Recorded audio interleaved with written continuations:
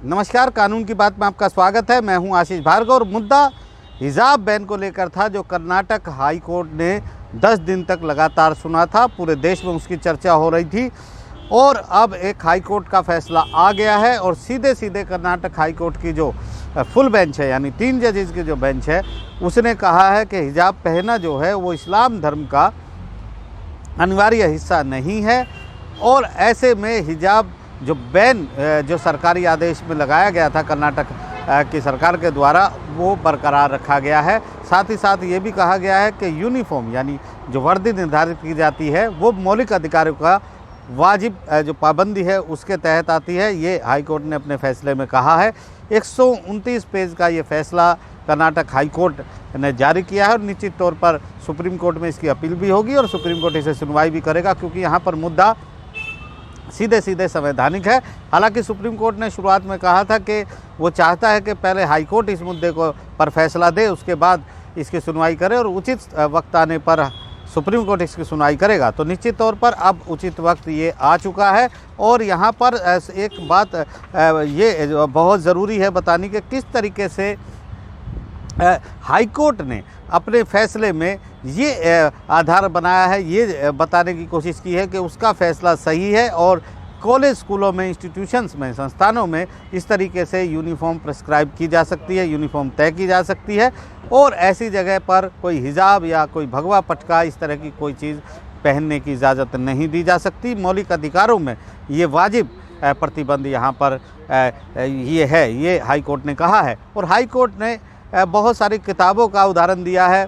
अमेरिकी लेखक सारा स्लीनिंगर की एक किताब का 2013 की किताब का हवाला दिया गया है, जिसमें बताया गया है कि बड़ा पेचीदा ये हिजाब का मसला है। कुछ महिलाएं इसलिए लगाती हैं क्योंकि उनके ऊपर समाज का, उनके घर वालों का प्रेशर होता है, दबाव होता है। कुछ महिलाएं इसलिए लगाती हैं कि उनको अच्छा लगता है कि सार्वजनिक स्थानों पर ज़्यादा लोग उनको ना देखें।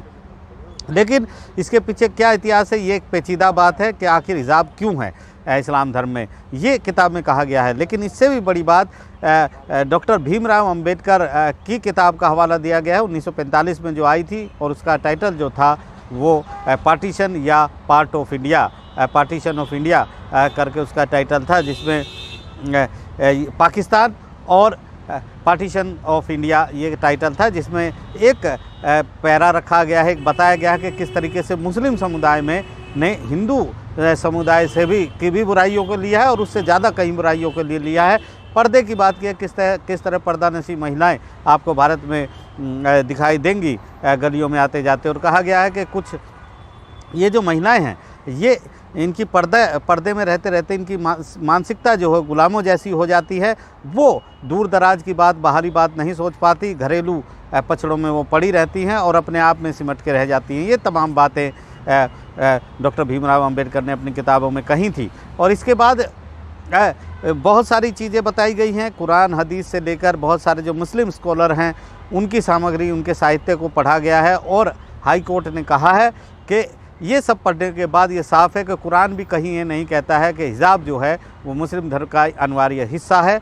ये कोई अनिवार्य हिस्सा नहीं है, अनिवार्य शर्त नहीं है, लेकिन एक डायरेक्टिव है, एक निर्देशिका है और साथ साथ एक सिफारिश है कि हिजाब सार्वजनिक स्थानों पर लगाया जा सकता है। ये इस तरीके का है। ये भी हाई कोर्ट ने कहा है कि कहीं भी ये नहीं कहा गया है कि अगर कोई हिजाब नहीं पहनेगा तो उसे सज़ा दी जाएगी या उसे पश्चाताप करना होगा। यानी ये बात साफ़ है कि हिजाब नहीं पहनने वालों को भी आप पापी नहीं कह सकते हैं। तो ये बड़े फैसले यहाँ पर डाले गए हैं। लेकिन उससे भी बड़ी बात ये है कि हाई कोर्ट ने अपने फैसले में जिस तरीके से इस मुद्दे को उठाया गया उस पर ही सवालिया निशान लगाए हैं और कहा है कि ये तमाम मुद्दा जिस तरीके से उठाया गया और इसे तूल दिया गया, इसे हवा दी गई इस मुद्दे को, उससे लगता है कि कुछ छिपे हुआ हाथ इसके पीछे हैं। हाई कोर्ट ने अपने फैसले में कहा कि 2004 के ड्रेस कोड के बाद से सब ठीक था, लेकिन अचानक इस मुद्दे को हवा दी गई और इसके बाद जिस तरह से इस मुद्दे को बढ़ाया गया, सार्वजनिक आंदोलन किया गया, कोर्ट में सारी चीज़ों को रखा गया, इससे कहीं ना कहीं शक होता है और गुंजाइश बनती है कि इसके पीछे कोई ना कोई छिपे हुए हाथ हैं जो इस तरह की बात चला रहे हैं। उन्होंने ये भी कहा है कि जो उडुपी के 8 मठ हैं, उनका जो समारोह होता है मठ संप्रदाय, उसमें मुस्लिम समुदाय भी हिस्सा लेता रहा है। ये एक अच्छी बात है, ये अदालत ने देखा है। लेकिन जिस तरीके से ये मुद्दे को हवा दिया गया है वो बिल्कुल ठीक नहीं है। और अगर कोई अनिवार्य शर्त, अनिवार्य चीज़ नहीं है, हिस्सा नहीं है किसी धर्म का, तो उसे सार्वजनिक आंदोलन करके या फिर कोर्ट में दलीलें देकर उसे अनिवार्य हिस्सा नहीं बनाया जा सकता है।